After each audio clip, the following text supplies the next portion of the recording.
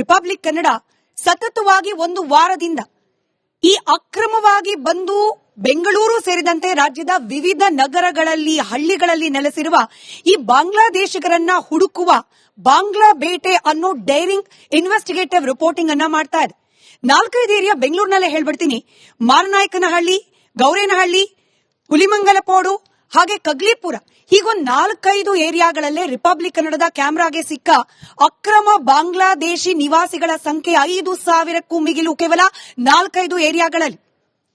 ಹೀಗೆ ಲಕ್ಷಾಂತರ ಸಂಖ್ಯೆಯಲ್ಲಿ ಅಕ್ರಮ ನಿವಾಸಿಗಳು ಬಾಂಗ್ಲಾದೇಶದಿಂದ ಒಳಗ್ ಬರ್ತಾ ಇರೋದಕ್ಕೆ ಕೇವಲ ಕೇಂದ್ರ ಸರ್ಕಾರ ಮಾತ್ರ ಹೊಣೆನಾ? ಇವರನ್ನ ಸಾಕಿ ಸಲಹುತ್ತಾ ಇರುವ ರಾಜ್ಯ ಸರ್ಕಾರದ ಹೊಣೆ ಅಲ್ವಾ? ಹೀಗ್ ಬಂದವರನ್ನ ಗುರುತಿಸೋದು ಯಾರು? ಗುರುತಿಸಿ ನಂತರದಲ್ಲಿ ಮಾಡಬೇಕಾಗಿರೋದು ಯಾರು? ಏನು ಮಾಡಬೇಕು? ಹಾಗೇನೆ ಇವರನ್ನ ಹೀಗೆ ಇರ್ಲಿಕ್ಕೆ ಬಿಟ್ರೆ ಯಾವೆಲ್ಲ ರೀತಿಯ ಆಪತ್ತು ರಾಜ್ಯಕ್ಕೆ ದೇಶಕ್ಕೆ ಉಂಟಾಗುವ ಸಾಧ್ಯತೆ ಇದೆ? ಎಲ್ಲಾ ನಿಟ್ಟಿನಲ್ಲಿ ಇವತ್ತಿನ ಮಹಾಭಾರತ ಚರ್ಚಾ ಕಾರ್ಯಕ್ರಮದಲ್ಲಿ ಉತ್ತರವನ್ನ ಕಂಡುಕೊಳ್ಳೋ ಪ್ರಯತ್ನ ಮಾಡ್ತಾ ಹೋಗೋಣ. ಮಹಾಭಾರತ ಚರ್ಚಾ ಕಾರ್ಯಕ್ರಮದಲ್ಲಿ ಬಿಜೆಪಿ ವಕ್ತಾರರಾದ ಚಂದ್ರಶೇಖರ್ ಅವರಿದ್ದಾರೆ, ನಮಸ್ಕಾರ, ಕಾರ್ಯಕ್ರಮಕ್ಕೆ ಸ್ವಾಗತ. ವಕೀಲರಾದ ವಿಕ್ರಮ್ ಫಡ್ಕೆ ಅವರಿದ್ದಾರೆ, ನಮಸ್ಕಾರ, ಕಾರ್ಯಕ್ರಮಕ್ಕೆ ಸ್ವಾಗತ. ಮುಸ್ಲಿಂ ಮುಖಂಡರಾದ ಎಂಡಿ ಫಾರೂಕ್ ಅವರಿದ್ದಾರೆ, ನಮಸ್ಕಾರ, ಕಾರ್ಯಕ್ರಮಕ್ಕೆ ಸ್ವಾಗತ. ಕೆಲವೇ ಕ್ಷಣಗಳಲ್ಲಿ ಕಾಂಗ್ರೆಸ್ನ ವಕ್ತಾರರಾದ ಸ್ವಾತಿ ಚಂದ್ರಶೇಖರ್ ಅವರು ಕೂಡ ಜಾಯ್ನ್ ಆಗೋ ನಿರೀಕ್ಷೆ ಇದೆ. ಹಾಗೆ ಎಂದಿನಂತೆ ಮೆಗಾ ಡಿಬೇಟ್ ನಲ್ಲಿ ಇವತ್ತು ನಮ್ಮ ಜೊತೆಯಲ್ಲಿ ಆಡಿಯನ್ಸ್ ಇದ್ದೀರಿ. ನಮಸ್ಕಾರ, ಎಲ್ಲರಿಗೂ ಪ್ರೀತಿಯ ಸ್ವಾಗತ ಕಾರ್ಯಕ್ರಮಕ್ಕೆ. ವಿಕ್ರಮ್ ಸರ್, ತಮ್ಮಿಂದಲೇ ಕಾರ್ಯಕ್ರಮ ಪ್ರಾರಂಭ ಮಾಡ್ತೀನಿ. ನಾವು ಈ ಆಪರೇಷನ್ ಬಾಂಗ್ಲಾ ಪ್ರಾರಂಭ ಮಾಡಿದಾಗ, ಅಂದ್ರೆ ಅಕ್ರಮವಾಗಿ ಬಾಂಗ್ಲಾದೇಶದಿಂದ ಬಂದು ನಮ್ಮ ರಾಜ್ಯದಲ್ಲಿ ನೆಲೆಸಿದವರ ಕಾರ್ಯಾಚರಣೆಯನ್ನು ನಾವು ಪ್ರಾರಂಭ ಮಾಡಿದಾಗ ಕೆಲವರು ಈ ಸೋಕಾಲ್ಡ್ ಮಾನವತಾವಾದಿಗಳಿಂದ ಬಂದ ರಿಯಾಕ್ಷನ್ ಹೇಗಿತ್ತು ಅಂದ್ರೆ, ಬಾಂಗ್ಲಾದೇಶದಲ್ಲಿ ತಿನ್ನಕ್ಕನ್ನ ಇಲ್ಲ, ಹಾಗಾಗಿ ಅನ್ನ ಹುಡ್ಕೊಂಡು ಬರ್ತಿದ್ದಾರೆ, ಜೀವನ ಹುಡ್ಕೊಂಡು ಬರ್ತಿದ್ದಾರೆ, 5-10 ಸಾವಿರಕ್ಕೆ ಇಲ್ಲಿ ಜೀವನ ನಡೆಸ್ತಾ ಇದ್ದಾರೆ, ಅಂಥವ್ರ ಮೇಲೆ ಯಾಕೆ ಈ ಗದಾ ಪ್ರಹಾರ ಮಾಡಬೇಕು? ಮಾನವೀಯತೆ ದೃಷ್ಟಿಯಿಂದ ಅವ್ರನ್ನ ನೋಡೋದ್ ಬೇಡವಾ? ಕಾನೂನು ಕಟ್ಲೆ, ಇಲ್ಲೀಗಲ್ಲು ಲೀಗಲ್ಲು ಅದೆಲ್ಲ ಆಮೇಲೆ ನೋಡೋಣ, ಮಾನವೀಯತೆಯ ದೃಷ್ಟಿಯಿಂದ ಅವ್ರನ್ನ ನೋಡ್ಬೇಕಲ್ವಾ ಅನ್ನೋ ಪ್ರಶ್ನೆ. ನೋಡಬಹುದಾ ಹೀಗೆ ಅಕ್ರಮ ನಿವಾಸಿಗಳನ್ನ ಮಾನವೀಯತೆಯ ದೃಷ್ಟಿಯಿಂದ? ನೋಡಿ, ಮೊದಲನೇದಾಗಿ ರಿಪಬ್ಲಿಕ್ ಕನ್ನಡಕ್ಕೆ ನಾನು ಒಳ್ಳೆ ಕೆಲಸ ಮಾಡ್ತಾ ಇದ್ದೀರಿ ಅನ್ನೋದನ್ನ ಹೇಳಕ್ಕೆ ಬಯಸ್ತೀನಿ. ಯಾಕಂದ್ರೆ ನಮ್ಮ ದೇಶಕ್ಕೆ ಏನೇನು ಗಂಡಾಂತರ ಬರ್ತಿರ್ತವೆ ಅದು ಬರೀ ಸರ್ಕಾರದ ಜವಾಬ್ದಾರಿ ಅಷ್ಟೇ ಆಗಿರೋದಿಲ್ಲ. ಪ್ರತಿಯೊಬ್ಬ ವ್ಯಕ್ತಿಯ ಜವಾಬ್ದಾರಿ, ನಾಗರಿಕನ ಜವಾಬ್ದಾರಿ, ಹಾಗೇನೆ ಮೀಡಿಯಾ ಕೂಡ ಇದರೊಳಗೆ ತುಂಬಾ ಇಂಪಾರ್ಟೆಂಟ್ ಪಾರ್ಟ್ ವಹಿಸುತ್ತೆ ಅನ್ನೋದು ನನ್ನ ಸ್ಪಷ್ಟ ಅಭಿಮತ. ಆದ್ರಿಂದ ರಿಪಬ್ಲಿಕ್ ಕನ್ನಡ ತುಂಬಾ ಶ್ಲಾಘನೀಯವಾದ ಕೆಲಸ ಮಾಡ್ತಾ ಇದೆ ಅನ್ನೋದಕ್ಕೆ ಎರಡು ಮಾತಿಲ್ಲ. ಆಮೇಲೆ ಇವಾಗ ನೀವು ಹೇಳಿದ್ರಿ ಏನು ಅಂತಂದ್ರೆ ಮಾನವೀಯತೆ ದೃಷ್ಟಿಯಿಂದ ನೋಡಬಾರ್ದಾ ಅಂತ. ಫಸ್ಟ್ ನಾವು ನಮ್ಮ ದೇಶ, ನಮ್ಮ ಜನ, ನಮ್ಮ ನಾಡಿನಲ್ಲಿರೋರು, ಅವರಿಗೆಲ್ಲ ಸೌಕರ್ಯಗಳು ಇವೆಲ್ಲ ಸಿಗ್ತಾ ಇದಾವ ಅನ್ನೋದು ಮೊದಲ ಕರ್ತವ್ಯ ಸರ್ಕಾರಗಳದ್ದು.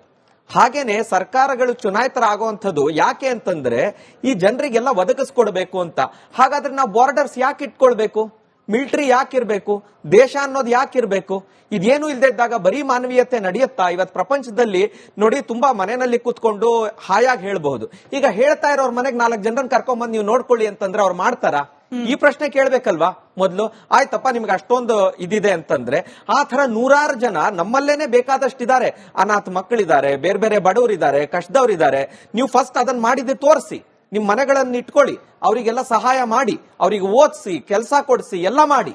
ಅಷ್ಟು ಮಾಡ್ಲಿಕ್ಕೆ ಆಗುವಂತವ್ರಿದ್ರೆ, ಅವ್ರು ಮಾಡಿದ್ದಿದ್ರೆ ಅವರಿಗೆ ಒಂದು ನೈತಿಕ ಇದಿರುತ್ತೆ ಹೇಳೋದಕ್ಕೆ. ಇಲ್ಲದೆ ಇದ್ರೆ ಆರಾಮಾಗಿ ಮನೆಯಲ್ಲಿ ಚಾ ಕಾಫಿ ಕುಡಿತಾ ಇದನ್ನ ಹೇಳೋದು ಅದು ಬಾಲಿಶ ಅಂತ ಅನ್ಸುತ್ತೆ. ಮತ್ತೆ ದೇಶಕ್ಕೆ ಗಂಡಾಂತರ ಅನ್ನೋದು ನನ್ನ ಸ್ಪಷ್ಟ ಅಭಿಪ್ರಾಯ. ಸರಿ, ಬೇರೆ ಯಾವುದೋ ದೇಶದಿಂದ ನಮ್ಮ ದೇಶಕ್ಕೆ ಬಂದು ಅಕ್ರಮವಾಗಿ ನೆಲೆ ನಿಂತವರಿಂದ ದೇಶಕ್ಕೆ ಏನಾಪತ್ತು ಅನ್ನೋದ್ರ ಬಗ್ಗೆನೂ ನಿಮ್ಮಿಂದ ಉತ್ತರ ಬೇಕು. ಅದಕ್ಕೆ ಹೋಗೋಕ್ ಮುಂಚೆ ನಾನು ಈ ಪಾಲಿಟಿಕ್ಸ್ ಗೆಳಿಯೋಕ್ ಮುಂಚೆ ಫಾರೂಕ್ ಸರ್ ತಮ್ಮಿಂದ ಒಂದು ಒಪಿನಿಯನ್ ಬೇಕು.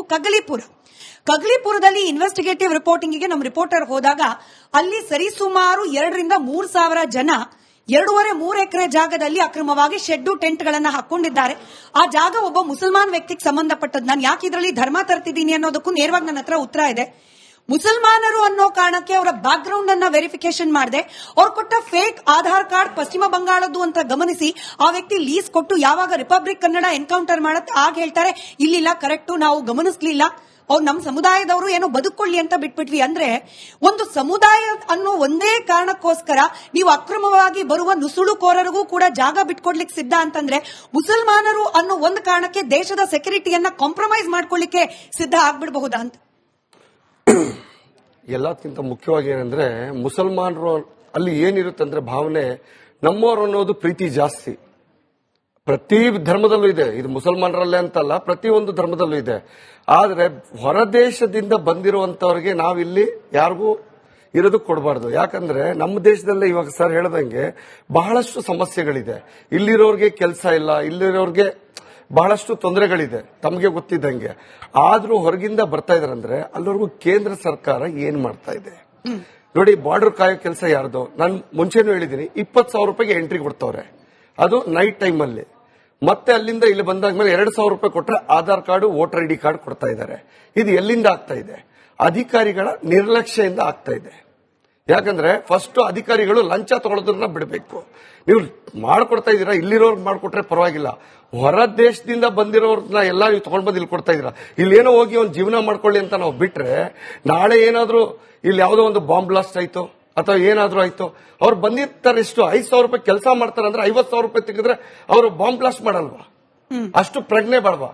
ಮತ್ತೆ ಇಲ್ಲಿರುವಂತ ಹೋಮ್ ಮಿನಿಸ್ಟರ್ಗೆ ನಾನು ಪರಮೇಶ್ ಅವ್ರಿಗೂ ಮತ್ತೆ ನಮ್ಮ ಕಮಿಷನರ್ ಸಾಹೇಬ್ರಿಗೆ ಮತ್ತೆ ಪೊಲೀಸ್ ಡಿಪಾರ್ಟ್ಮೆಂಟ್ ಇಲಾಖೆಗೆ ಹೇಳ್ತೀನಿ, ತಾವೆಲ್ಲಾ ಕಡೆ ಎಂಕ್ವೈರಿ ಮಾಡ್ತಿರಲ್ಲ, ಪ್ರತಿಯೊಂದ್ ಕಡೆನೂ ಗೊತ್ತಲ್ಲ ನಿಮ್ಗೆ ಯಾರಿದ್ದಾರೆ ಯಾರಿಲ್ಲ ಅಂತ ಹೇಳ್ಬಿಟ್ಟು. ಯಾವುದೇ ಒಂದು ಕಂಪನಿ ಹೊಸದು ಓಪನ್ ಆದ್ರೆ ಸ್ಟೇಷನ್ ಬಂದು ಇಂಟಿಮೇಷನ್ ಕೊಡಬೇಕು. ಮತ್ತೆ ಅಲ್ಲಿ ಯಾರ್ಯಾರು ಕೆಲಸ ಮಾಡ್ತಾರೆ, ಎಲ್ಲಿಂದ ಬರ್ತಾ ಇದ್ದಾರೆ, ಒಂದು ಐಡಿ ಕಾರ್ಡ್ ನ ಸಬ್ಮಿಟ್ ಮಾಡಬೇಕು. ಈ ರೀತಿ ಒಂದು ಕಾನೂನ ತರಬೇಕು. ಅವಾಗ ತಂದಾಗ ಏನಾಗುತ್ತೆ, ಒಂದು ಕೂಲಿ ಕೆಲಸ ಮಾಡೋನು ಅಷ್ಟೇ, ಒಂದು ಗಾರೆ ಕೆಲಸ ಮಾಡೋನು ಅಷ್ಟೇ, ಒಂದು ಐಡಿ ತಗೊಂಡೋಗಿ ಸಬ್ಮಿಟ್ ಮಾಡಿದಾಗ ಅವ್ರಿಗೆ ಬೇರೆ ಕೆಲಸ ಸಿಕ್ಕಲ್ಲ. ಯಾಕಂದ್ರೆ ಇಲ್ಲಿರೋ ಲೋಕಲ್ ಐಡಿ ಇರಬೇಕು, ನಮ್ಮ ಭಾರತ ದೇಶದ ಐಡಿ ಇರಬೇಕು.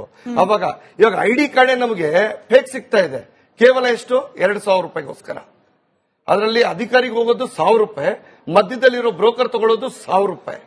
ದೇಶದ್ರೋಹಿ ಕೆಲಸ ಯಾರು ಮಾಡ್ತಾವನೆ? ನಮ್ಮಲ್ಲಿರುವಂತ, ನಮ್ಮ ಜೊತೆಯಲ್ಲೇ ತಿನ್ಕೊಂಡು ಬೆಳೀತಾ ಇರುವಂತ ನಮ್ಮ ದೇಶದವರೇ ಇರೋರ ಅಂತ ಬರೀ ಕೇವಲ 1,000 ರೂಪಾಯಿಗೋಸ್ಕರ ತನ್ನ ದೇಶವನ್ನು, ನಮ್ಮ ದೇಶದ ಮೇಲಿರೋ ಪ್ರೀತಿನ ಮಾರಾಟ ಮಾಡ್ತಾ ಇದ್ದಾರೆ. ಅದನ್ನ ಫಸ್ಟ್ ನಾವು ತಿಳ್ಕೊಬೇಕು. ಸರಿ ಸರ್, ಇದೆಲ್ಲ ಚರ್ಚೆ ಮಾಡೋಣ. ನನ್ನ ಪ್ರಶ್ನೆ ಇದ್ದಿದ್ದು ಬೇಸಿಕಲಿ ನಮ್ಮ ಸಮುದಾಯ ಅನ್ನೋ ಕಾರಣಕ್ಕೆ ಬ್ಲೈಂಡ್ ಆಗಿ ಕರ್ಕೊಂಡ್ಬಂದು ಆಶ್ರಯ ನೀಡ್ತಿದ್ದಾರಲ್ಲ, ಅಂತವರಿಗೆ ಇದೇ ಸಮುದಾಯದ ಮುಖಂಡರಾಗಿ ನೀವೇನ್ ಹೇಳ್ತೀರಿ ಅನ್ನೋದು. ನಾನು ಸಿಂಪಲ್ ಒಂದೇ ಮಾತು ಹೇಳಿದ್ನಲ್ಲ ಮೇಡಮ್, ಅದು ಯಾವುದೇ ಇರಲಿ, ಯಾವುದೇ ಧರ್ಮದವ್ರು ಇರಲಿ, ಯಾರಾದ್ರೂ ಬರಲಿ, ಪ್ರೀತಿ ವಿಶ್ವಾಸ ಇದ್ರೆ ಹೇಳಿದ್ರಲ್ಲ, ಮನೆ ಕರ್ಕೊಂಡೋಗಿ ಒನ್ ಟೈಮ್ ಊಟ ಹಾಕೋಣ, ಏನಾದ್ರು ಕಷ್ಟ ಇದ್ರೆ ನಮ್ಮ ಕೈಯಿಂದ ಒಂದ್ ಸ್ವಲ್ಪ ಸಹಾಯ ಮಾಡೋಣ. ಫಸ್ಟ್ ನಾವು ಎಲ್ಲಿಂದ ಬಂದಿದ್ದಾರೆ, ಯಾವ ಕಡೆಯಿಂದ ಬಂದಿದ್ದಾರೆ, ಅವ್ರ ತಂದೆ ಯಾರು, ಅವ್ರ ಫ್ಯಾಮಿಲಿ ಬ್ಯಾಕ್ ಗ್ರೌಂಡ್ ಏನು, ಯಾವ ರಾಜ್ಯದಿಂದ ಬಂದಿದ್ದಾರೆ, ಯಾವ ಊರಿಂದ ಬಂದಿದ್ದಾರೆ ಅಂತ ತನಿಖೆ ಮಾಡಿ ಅವ್ರನ್ನ ಸ್ಟೇ ಮಾಡಕ್ ಕೊಡ್ಬೇಕಂತ ಮಾಡ್ತಿಲ್ಲ ಯಾಕೆ ಅಂತ ಹೇಳಿ. ಹಾಗಾದ್ರೆ ಮಾಡ್ತಿಲ್ಲ ಯಾಕೆ? ಮಾಡಬೇಕು ಅಂತ ಹೇಳ್ತಾ ಇದ್ದೀನಿ ಮೇಡಮ್, ನಿಮ್ಮ ಮಾಧ್ಯಮ ಮುಖಾಂತರ.